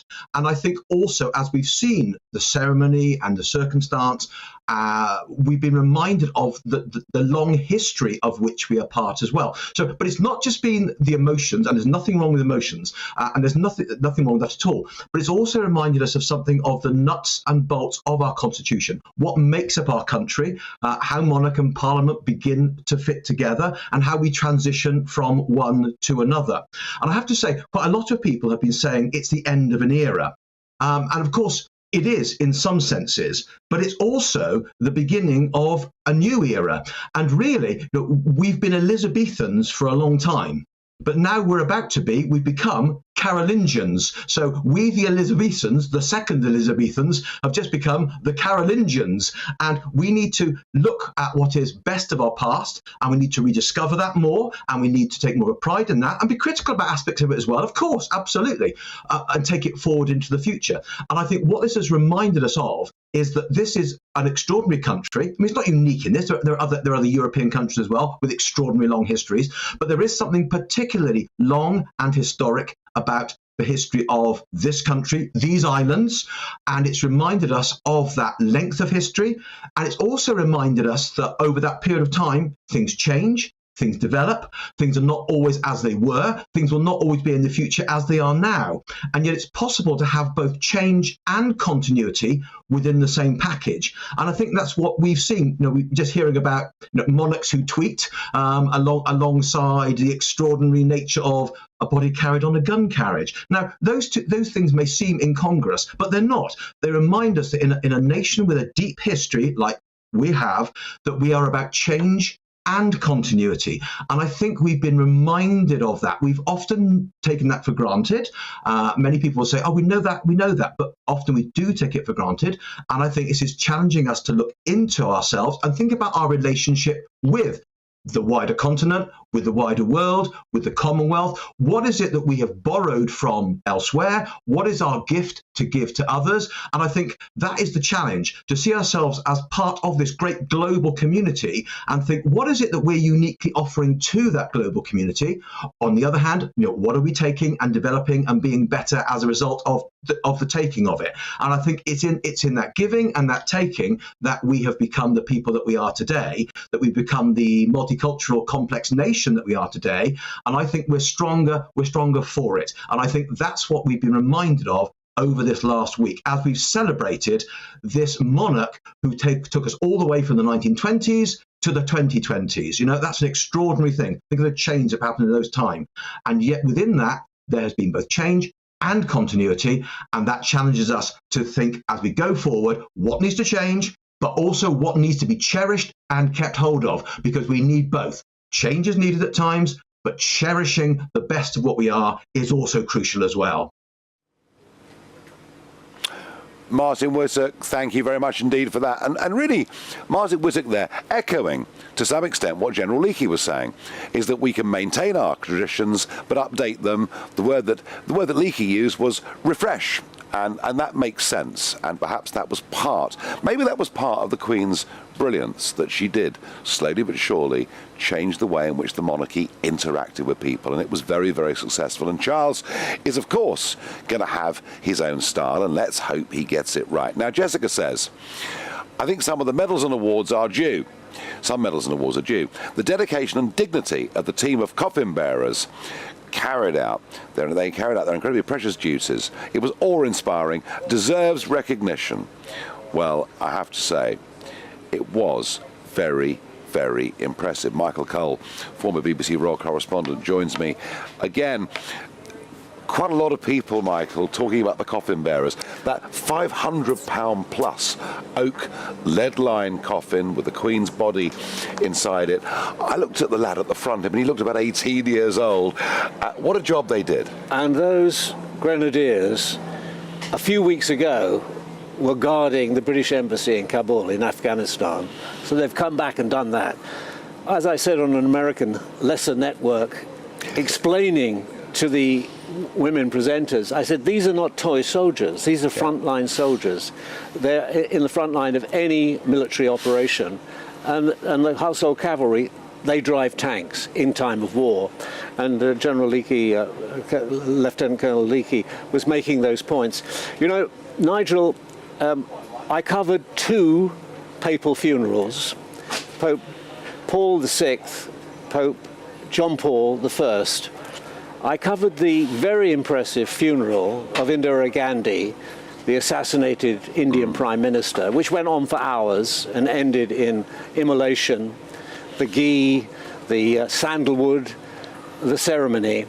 And I was privileged to attend the funeral of Diana, Princess of Wales, which was an emotionally charged event, ceremony, the like of which I've never experienced before or since. But what we've seen today is on a completely different level, way, way above, on a plane of its own. And it's all a tribute to one woman, and I found it really hard to reconcile the coffin with the personal standard of the monarch, with the short, twinkly blue-eyed woman who I followed around in the train from Upper Saskatchewan to the South Island of New Zealand by way of the Great Hall of the People in Beijing, Kathmandu, Belize, the West Indies. The morning after her death, Thursday the 8th, I had a letter in the Times which I ended by saying, history will know her as Elizabeth the Great. That sparked a big correspondence from people saying, no, Cole's got it wrong again. Of course he has. It's Elizabeth the Kind, Elizabeth the Good, Elizabeth the Wise. The Faithful, I heard, and all sorts of other ideas. Well, epithets I would quite like applied to me, but never will be. And that is how people feel about her. I think the Great works. I think it sticks. I noticed I was walking through Green Park earlier and reading some of the letters and seeing the pictures that kids had drawn, and it's very powerful stuff, some of it. Yeah. But Elizabeth the Great, if you're the man that started that ball rolling, well, it's gathering. Well, Boris said it the next day in the House of Commons. Look, I've lived here. I was born in London, just a little way from here. Grew up here, went to school here, went to university here, worked here most of my life. I've never seen anything like we've seen today, and I don't believe the people in there have expected it. I mean, in a way, Windsor was much more impressive. Astonishing. Because they were closer to the coffin, and those crowds weren't 12 deep as they were at Harry and Meghan's wedding. They were 20 or 30 deep, and that was quite for the whole Royal Mile. And it could have been more. They actually shut the park in the end and said you can't do it. Oh, did they? I did. I mean, of course it's stupid to say that an event like this has any good side. Of course it doesn't, because it's mourning for the nation, and it's grief, endless grief for the family. But the Queen has again done us a great favour. When we, at the beginning of this process, when we sat, I think, last Friday, and we spoke about it, and I said that even by the act of dying in Scotland, which it could have been predicted, but nobody knew it was going to happen. It was totally unexpected. But the fact that she actually died there somehow cemented the union, which other unwise people are trying to pick apart. It made the point that this is a dual monarchy. The two nations of Scotland and England joined together on an equal basis, and the first king was a Scot, of course, we know that, James I, James VI of Scotland. And I think, in a way, her death has actually had hugely positive influence, and I think it will only take a wee bit of time before people realise. Maybe they realise it already. You've been underlining all the great events and what its meaning is, and I think this channel, which I'm just a guest on it, has done a very good job of incorporating the political statecraft which is evolving. And as you said, the Queen evolved during her reign. The monarchy changed for the better, in my view, and it will change again. And people say to me, will Charles be a good king? And I say he's got to be a good king for the health of the House of Windsor and for the future prosperity and peace of this country. Well, he's off to a good start, and thank you for your kind words about the channel, and thank you for being so busy with us over the course of the last 10 days and before. It's been a privilege. No, it's been a very absolute pleasure, Michael, to have you on. It really, really has. Now, let's go to the other side of the world. No, literally the other side of the world. We're off to New Zealand to speak to Winston Peters, former Deputy Prime Minister of New Zealand. Winston, thank you very much indeed for joining us. I know it's relatively early in the morning there. Of course, New Zealand represented today. I just wonder whether you can share for our audience, and it's an international audience, but it's predominantly British, if you could just tell us what the Queen has meant for New Zealand. Well, the Queen is a monarch over a democracy, and the stunning thing that has emerged in the ensuing days after her sad death is that the people have spoken, and it has been a shattering reply to so many who doubted her or the office or how she performed her role. It was unbelievable in the level of respect that was paid all around the UK by the looks of it, but also in the Commonwealth itself, and certainly here and in Australia, the two closest countries I can speak about. And so it is a most amazing, not just commemoration of her life, but it was a celebration as well. And even if you're not a monarchist, you'd have to admit this was an unbelievable 70 years of service, with service being the operative word, and something that is not capable, in my view, of being matched or paralleled. It doesn't have to be, as long as people keep trying. Well, I mean, Winston, for anyone to try and ever get close to what the Queen's done would, of course, be impossible. But I do feel that King Charles III has got off to a very, very good start. He's certainly got goodwill, plenty of goodwill. He's behaved with great dignity, tireless hard work, and he's been very, very dignified.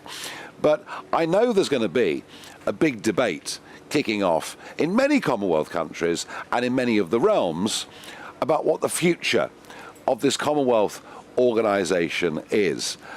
Some say, well, without the Queen, it would never have formed and never have held together. Do you have a vision from New Zealand of what the Commonwealth could become with King Charles at the head of it?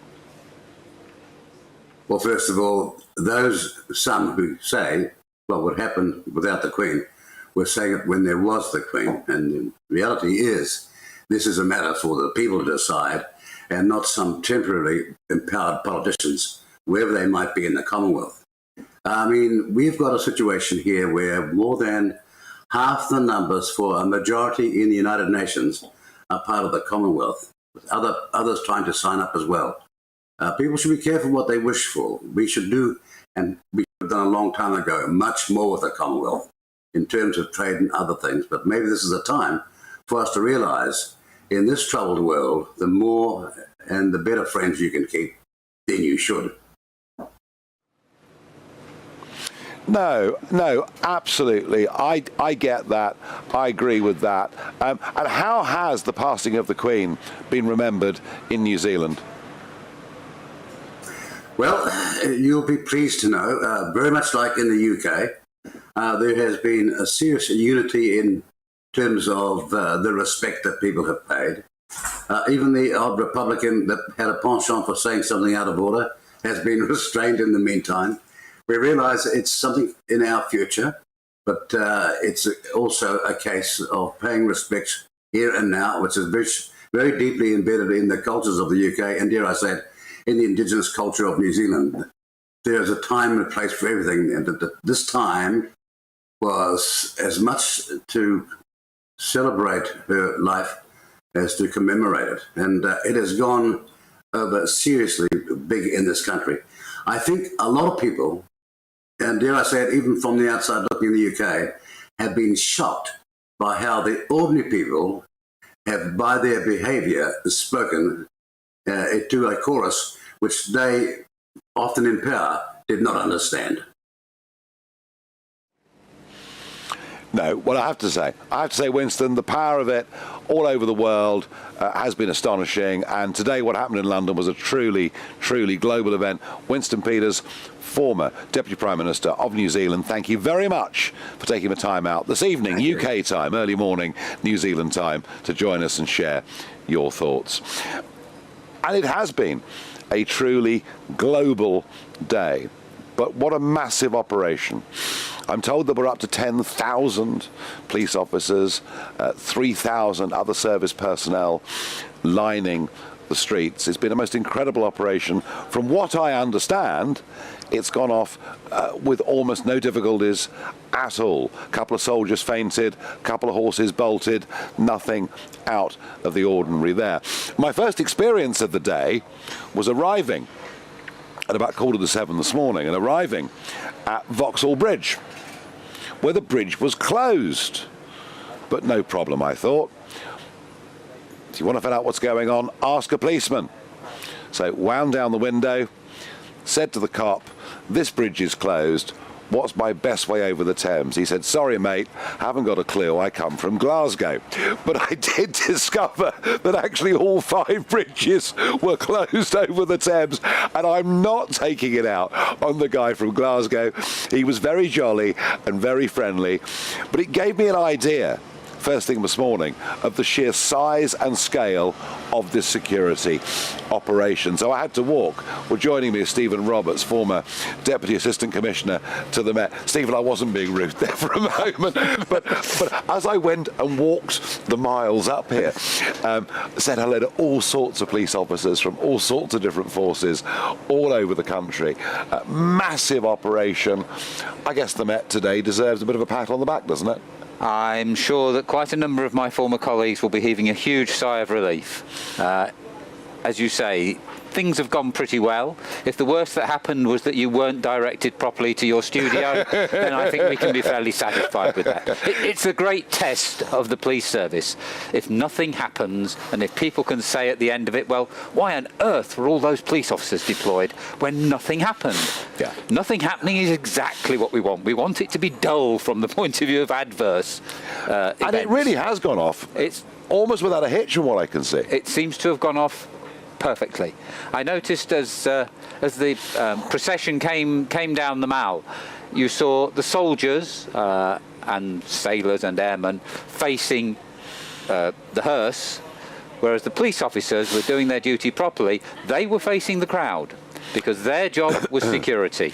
The soldiers are there for ceremonial, the police service is there to make sure everything goes off without an incident. Now, there's been some criticism from certain journalists saying that, well, the police shouldn't need to look at the crowd, they should be looking at the ceremony, and at the time of George VI, the police and the police would have looked the other way. Is that just nonsense? It's nonsense. Yes, it is. I mean, I'm old enough to remember a young man called Marcus Sargent taking pot shots at the Queen when she came for a Trooping the Colour. Yeah. That's why the police officers need to be looking at the crowd. That's why there need to be plainclothes police officers in the crowd. That's why the police officers who are in uniform try to make friends with the crowd, because the crowd will spot somebody quite often who's behaving oddly.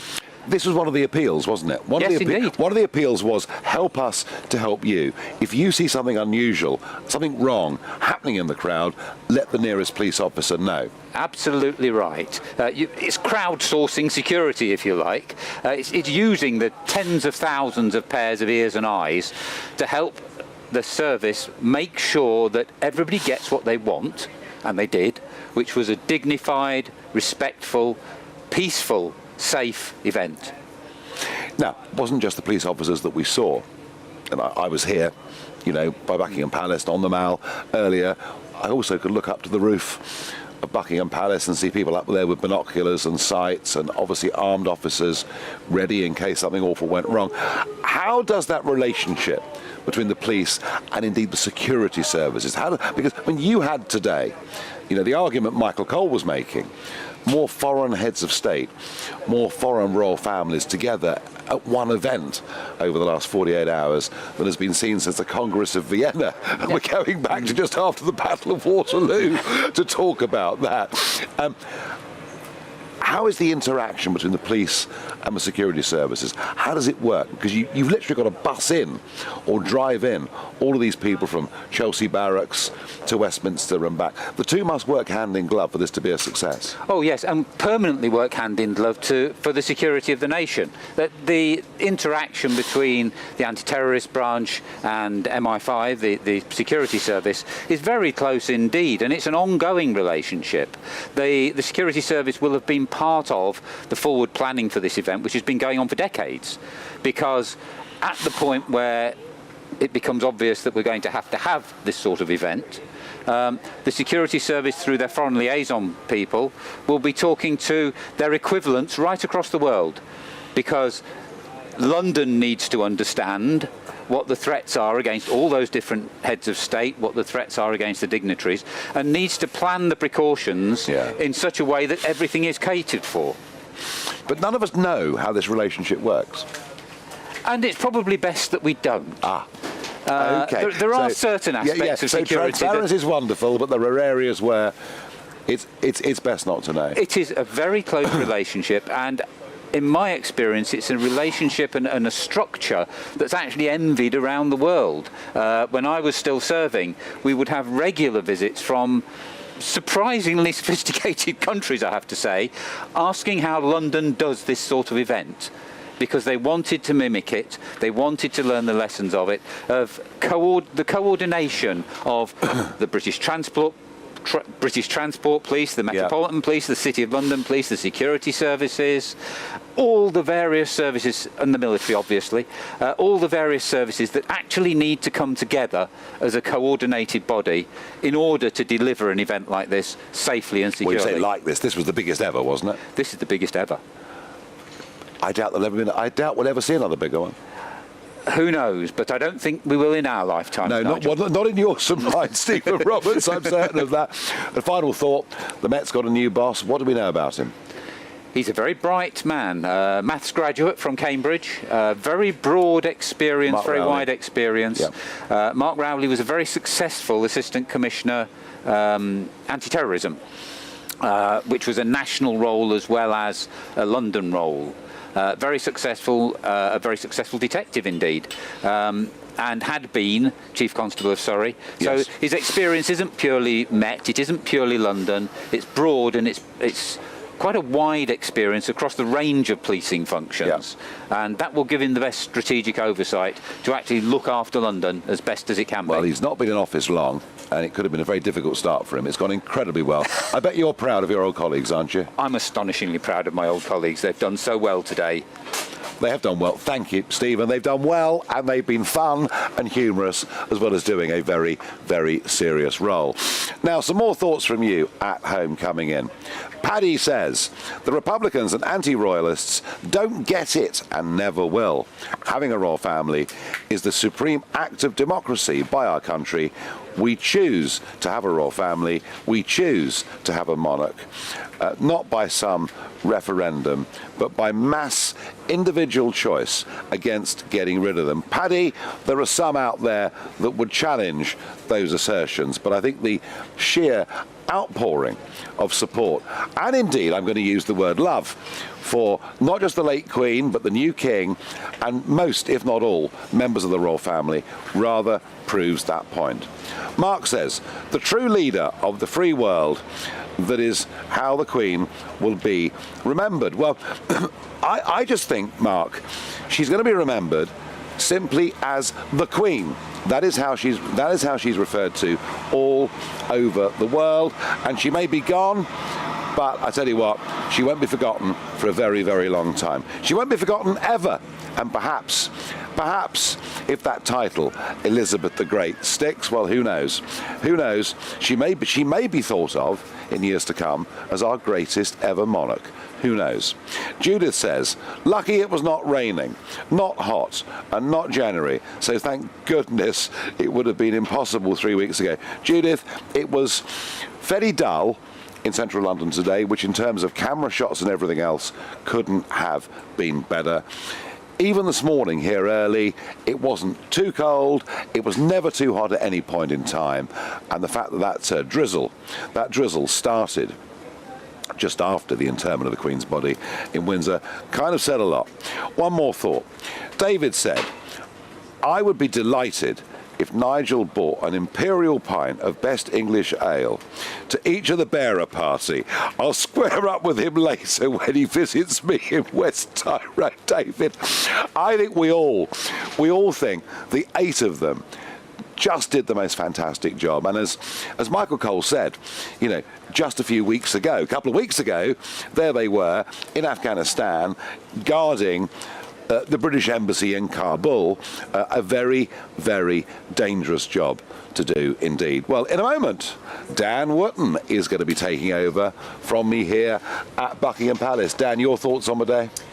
Well, I actually agree with what you were saying earlier, Nigel, that I think at the beginning of this official mourning period, we were worried about where the monarchy might be, where the British royal family might be in 12 days' time.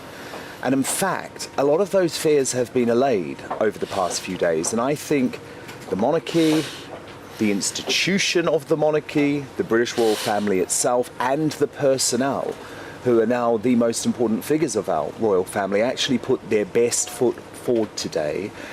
And weirdly, even though, look, this was such a sad day, we can't get around that. Absolutely. I feel positive about how we've come together, about the fact that this means that we're proud to be British, and we're not going to let anyone, Nigel, it doesn't matter if it's the New York Times or CNN or James O'Brien, ignore them. None of them. We are not going to tell them that we should be ashamed about what we've just gone through as a country. Actually, we are proud to be British. The eyes of the world have been on us, especially the past 24 hours. And Nigel, it was pitch perfect. I mean, think of that logistical operation. I know, think of the opportunity for something to go wrong. And it didn't. And I think after the 70 years of service that she gave us, we owed her that. Well, it was some send-off.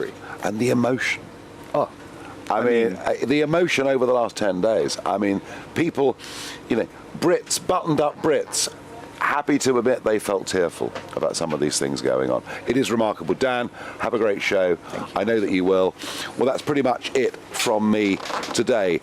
Only to say, honestly and sincerely, that I really was honoured to be here today, to watch so much of what was going on from Buckingham Palace, on the railings, on the Mall, to see the Queen's coffin go past, then to watch on television those equally astonishing scenes from Windsor. And I'm never going to forget, as long as I live, a big crowd watching an outside television here in central London. And then at the end of the service, as the coffin was about to disappear, all of us in the street, standing up, singing God Save the Queen. It was a quite astonishing moment. I think it was happening all over the country too. That's it from me, but let's leave you with this package of today's proceedings. I'll be back with you tomorrow.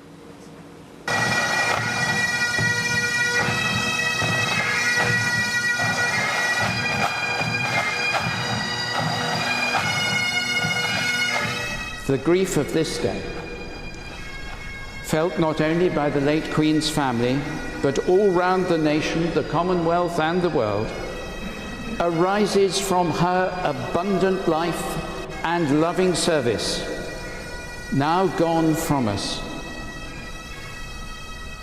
She was joyful, present to so many, touching a multitude of lives. And we pray today especially for all her family, grieving as every family at a funeral, including so many families round the world who have themselves lost someone recently.